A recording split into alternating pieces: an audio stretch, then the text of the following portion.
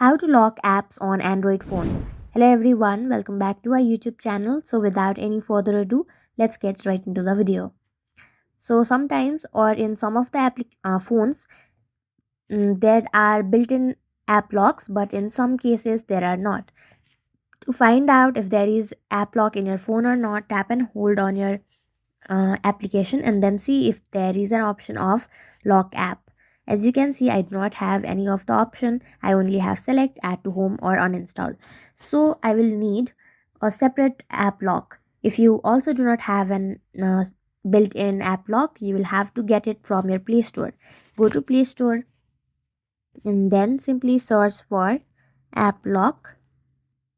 You have different options. Simply open or install any of it, and then all you have to do is draw a unlock pattern like this and then agree to its policy.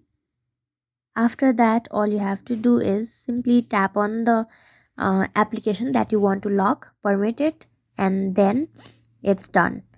Enable all the permission for app lock app, and it's done. Thank you for watching this video. Make sure to like, share, and subscribe to our YouTube channel. If you got any questions, comment them down, and I'll catch you in the next one.